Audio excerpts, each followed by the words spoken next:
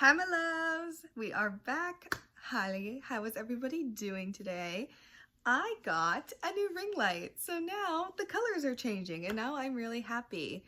Um, this is video 2 of naming my characters, describing them, and their backstories to you guys.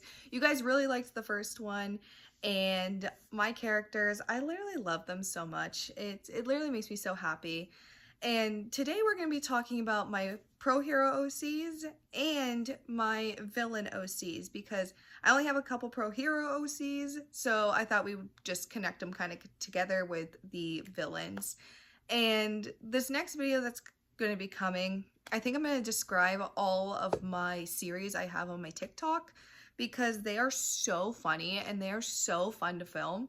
But anyway, guys, make sure you like and subscribe, and let's get into it. And once again, we are not going in any particular order because it's going off the playlist on my phone because I should know all my characters by now, but there's too many and I don't want to forget any. So the first pro hero that we're going to be talking about, her name is Euphoria. She was the first pro hero that I created, and her quirk is plant manipulation. So basically, she can grow any type of plant, any length. She can manipulate them no matter what. And actually, one of her things that she wears is she wears like extra pockets on her costume that are full of seeds, because no matter what, she can always grow seeds. It doesn't have to be in a certain climate or anything. She can just manipulate them and grow them. And she truly, I love her so much. She, like I said, was the first pro hero I ever made. And I think that she is just beautiful. I think she is graceful. And Amari Kaminari is actually doing her internship with Miss Euphoria. This pro hero is actually really popular on my TikTok, and her name is Chaos. And Chaos's quirk is nightmare projection. Basically, Chaos can get into your mind, find your biggest fear, and she can bring it to life. And she gets into your mind, she can project the nightmares into your mind, or she can make them physical in front of you. And she mainly uses these types of fears and everything inside the mind, so she doesn't have to worry about any of that. Chaos's backstory, actually, people were so sad about Chaos's backstory when I first introduced her, because Chaos was married when she first became a pro hero. She was married, and one of the villains I'm going to talk about in a little bit, she actually killed Chaos's husband. And so in my universe of things, Hawks and Chaos know each other because her husband was friends with Hawks. So years after he died, finally, they get together. And people, like, I thought people would question, oh, why would Hawks get with his ex-best friend's ex-wife? Because I want them to. And they're very good for one another, which I really personally enjoyed. Chaos's, look, on the other hand, I want to redo her look. Her look, in my opinion, really needed work.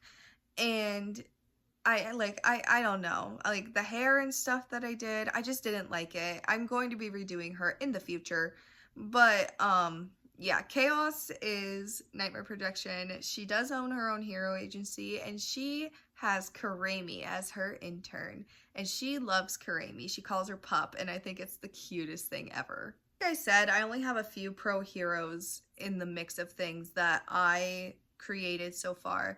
And then next one, actually, I just created her, and her name is Siren, and her quirk is Siren Song. Basically, she is a siren, but she chose to be good instead of what sirens are technically evil for. And her quirk is she sings a siren song and she can manipulate men, but her quirk does not work on women. And she actually, when I first introduced her, people loved her. And her backstory is actually starting to be explained over on my TikTok through my skits. And she actually is in love with Selkie, and Selkie is in love with her. But I'm not going to spoil anything because a lot of my TikTok followers follow me on here on YouTube. So I don't really want to spoil anything. But yes, Selkie and Siren love each other very, very much. Siren's look, in my opinion, was so good. The gills, the pearls, the colors. I think that I portrayed her very well. And her hair's black, so it matches my hair. For once, a character's hair matches mine.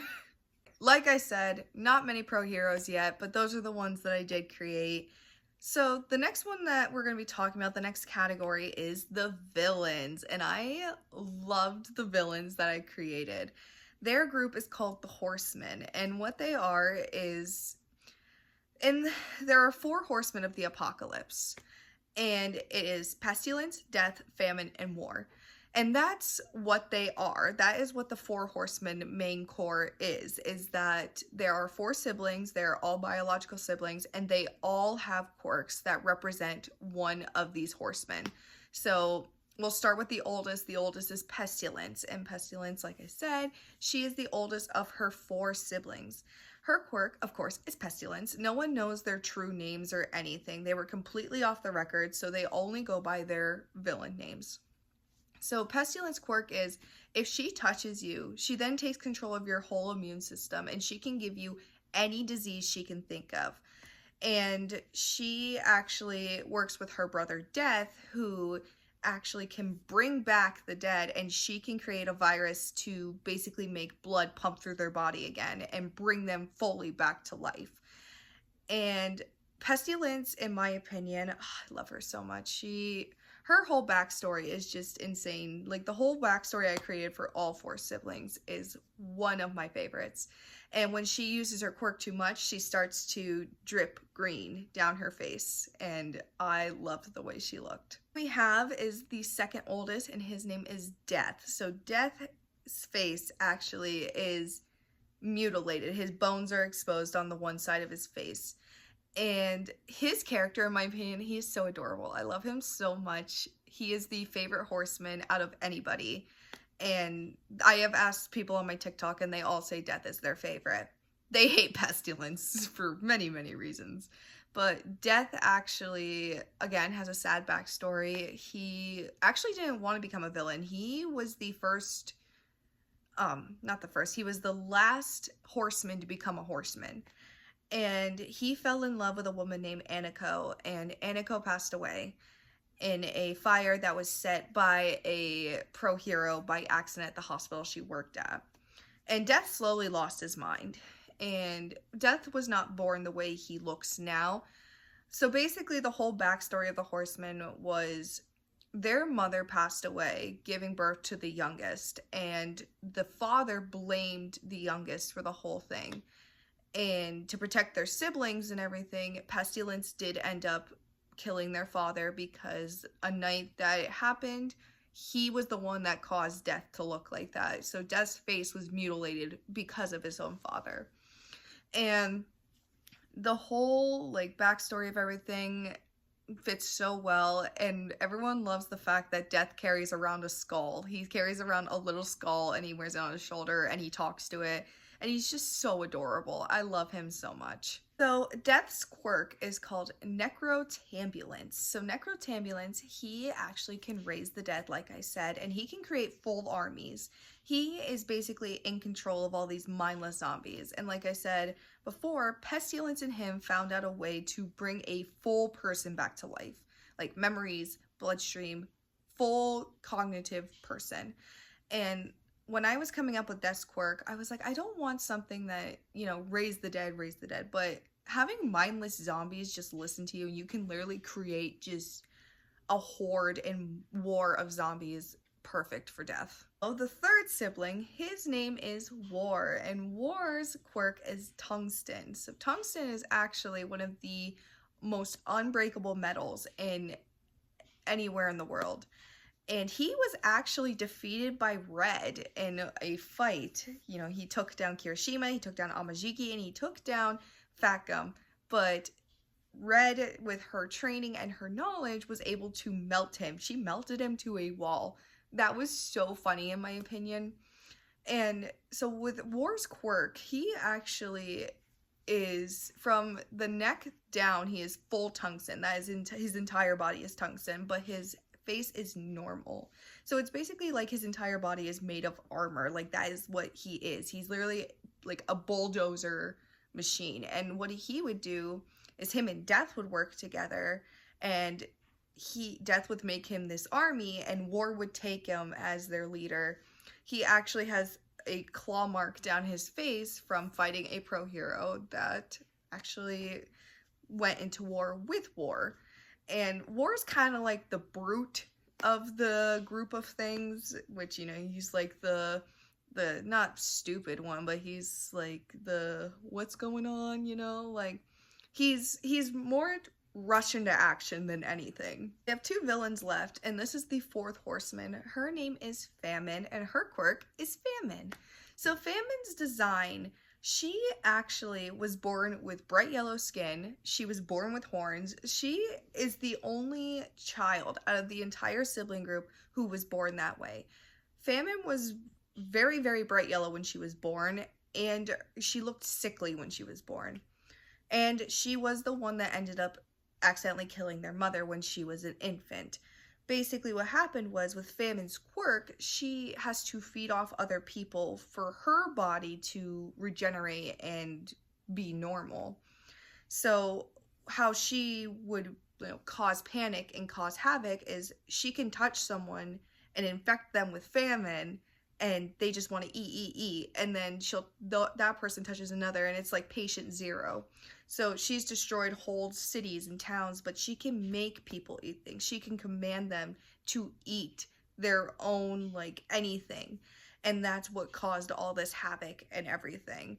And the only way for her quirk to turn off is for her to touch patient zero, or for her to just leave town. And she and Bakugo actually have, you know, a little bit of a rivalry, because Bakugo insulted her due to her quirk. When it's not like activated, when she doesn't feed off nutrients of others, she gets very, very sickly. She gets very small. Her ribs show. She's very, like, her face is very sunken in. And I think that is just so funny, because he calls her a cave dwelling looking person. It was so, like, that whole insult, I was laughing for like 10 straight minutes after I said that insult on my TikTok. It was so funny. The last villain we have is one of my favorite villains of all time, because we have to add a clown in. Come on. And her name is Schizo. And Schizo is so adorable. Like, like creepily adorable. Basically, she is in her early teens, and her quirk is called schizophrenia. Obviously, she has schizophrenia, and what it is basically is her schizophrenic visions come to life. So people in school made fun of her, and they used to call her a clown, so they would push her to the ground and just wipe all this white makeup and stuff on her face. And she went crazy, and due to her schizophrenia and everything, she had a psychotic break, and she ended up killing her entire family, and she was sent to a mental asylum.